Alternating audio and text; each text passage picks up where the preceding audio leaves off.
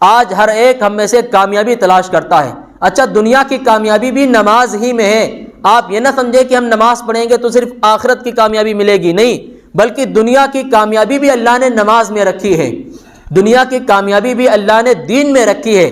دونوں جہان کی کامیابی اللہ عطا کرتا ہے جو بندہ نمازی ہوتا ہے۔ آج ہم صدائے سنتے ہیں، ہر ایک انسان سکسیس کے پیچھے ہے، ہر ایک انسان چاہتا ہے کہ میں کامیاب ہو جاؤں، ایک باپ چاہتا ہے کہ میرا بیٹا سکسیسفل ہو جائے، لیکن وہ نماز کی طرف اس کو نہیں لے جاتا، وہ باپ اس بیٹے کو نماز نہیں سکھلاتا، نماز کی دعوت نہیں دیتا، یہ پوری زندگی میں کبھی بھی کامیاب نہیں ہو سکتا۔ یہ چند پیسے تو دنیا کے کما سکتا ہے، یہ دنیا کے اندر بلڈنگ بنا سکتا ہے، گھر بنا سکتا ہے، گاڑی بنگلے یہ خرید سکتا ہے، لیکن وہ شخص کبھی بھی کامیاب نہیں کہلائے گا، اس کی زندگی میں سکون نہیں ہوگا دنیا کا۔ دنیاوی سکون کوئی پیسوں سے نہیں خریدا جاتا، دنیاوی سکون تو اللہ نے اپنے ذکر میں رکھا ہے، وہ چاہے نماز پڑھ کے ہو یا تلاوت کر کے ہو، تسبیح پڑھ کے ہو، اللہ کے ذکر ہی سے دلوں کو سکون اور چین ملے گا۔ اور جو بندہ دنیا کماتا ہے پیسے سے سکون خرید کے دکھا دے، وہ سکون کوئی خریدنے والی چیز ہے؟ کتنے کروڑ پتی ہیں، کتنے ارب پتی ہیں، خودکشیاں نہیں کرتے اگر سکون خریدا جاتا۔ سکون تو اللہ نے اپنی یاد میں رکھا ہے۔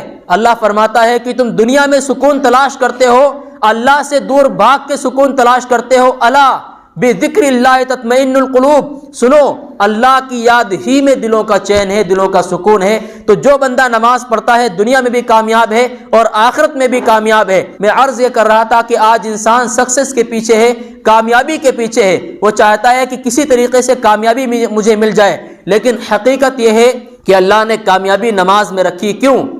آپ کو اگر اذان یاد ہوگی تو آپ نے ضرور یہ کلمہ سنا ہوگا، حی علی الفلاح۔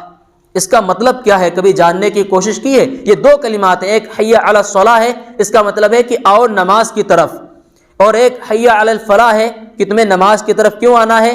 حی علی الفلاح، آؤ کامیابی کی طرف، کیونکہ کامیابی اللہ نے اسی میں رکھی ہے۔ اور اللہ نے مطلق بات فرمائی، یہ نہیں کہا کہ آخرت کی کامیابی، بلکہ دنیا کی کامیابی بھی اسی میں ہے اور آخرت کی کامیابی بھی اسی میں ہے۔ آج وہ والدین جو اپنے بچوں کو انگلش تو پڑھاتے ہیں، ہندی تو پڑھاتے ہیں، کالج میں داخلہ تو کراتے ہیں، لیکن نماز نہیں سکھاتے، وہ یہ بات اچھے سے یاد رکھیں کہ ان کا بچہ کامیاب نہیں ہو سکتا کبھی بھی۔ اس لیے اگر کامیاب کرنا ہے تو اپنے بچوں کو نماز سکھائیں، دینی تعلیمات اسے دیں، قرآن کی تعلیمات اسے دیں، یقیناً پھر وہ بچہ دنیا میں بھی کامیاب ہوگا اور آخرت میں بھی کامیاب ہو جائے گا۔ آج عہد کر کے اٹھیں کہ انشاءاللہ نماز نہیں چھوڑیں گے۔ ہم اتنے گھنٹے برباد کر دیتے ہیں ادھر ادھر، جس اللہ نے سب کچھ ہمیں دیا ہے اس اللہ کے شکرانے کے لیے چند منٹ نہیں جا سکتے؟ ایک امیر آدمی کسی غریب کے پاس جائے جس کے پاس کچھ بھی نہ ہو، کھانے کے لیے اس کے پاس پیسے بھی نہ ہوں، بھکمری کا عالم ہو، کوئی امیر آدمی اس کے پاس آئے اور آ کر کہے کہ میں تجھے اتنے لاکھ روپے دیتا ہوں، اتنے لاکھ روپے دوں گا، تو اپنا کاروبار کر، اپنے گھر کا نظام چلا، بس تجھے ایک کام کرنا ہے۔ وہ کام کیا کرنا ہے کہ تو روزانہ میرے گھر پہ 10 منٹ کے لیے، 15 منٹ کے لیے حاضری دے دینا آ کے، روزانہ 5 وقت یا 10 وقت جتنا بھی وہ بلائے گا۔ کیا یہ شخص منع کرے گا؟ یہ 15 منٹ تو کیا آدھا گھنٹہ جا کے بیٹھے گا، اور روزانہ 10 بار جائے گا، 5 بار تو الگ بات ہے، 10 مرتبہ اس کے گھر پہ حاضری دے گا، جس نے صرف چند پیسے اسے دیے ہیں۔ اور جس اللہ نے تمہیں طاقت دی ہے، جس اللہ نے زندگی دی ہے، آنکھوں کا نور دیا ہے، زبان پہ بول دی ہے، چلنے کی طاقت دی ہے، اس اللہ کے لیے چند منٹ نکالنا ہمارے لیے آج بھاری ہے۔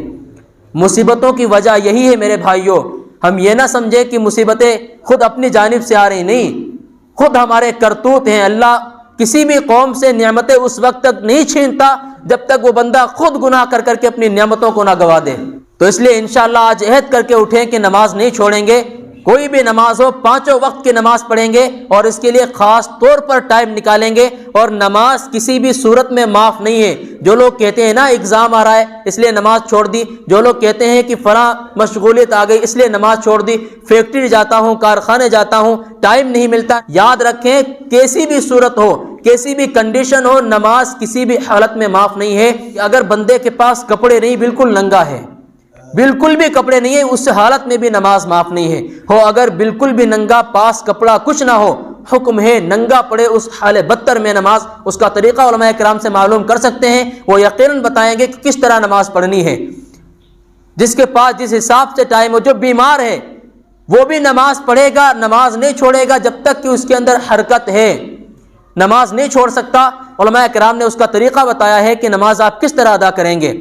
چاہے رکوع سجدے پورے نہ کریں، آپ تھوڑا سا سر ہلائیں، آپ کا رکوع سجدہ اللہ قبول کر لے گا، لیکن نماز پڑھنی ہے، بہرحال نماز نہیں چھوڑنی ہے۔ اگر نماز کہیں معاف ہوتی، مختصر بات کر کے اپنی بات مکمل کرتا ہوں، اگر نماز معاف ہوتی کہیں تو میدان جنگ میں معاف ہوتی، تلواروں کے سائے میں، نیزے اور تیروں کی بوچھار میں نماز معاف ہوتی، لیکن جب وہاں نماز معاف نہیں ہوئی تو پھر ہماری بستر پہ پڑے پڑے کیسے معاف ہو سکتی ہے؟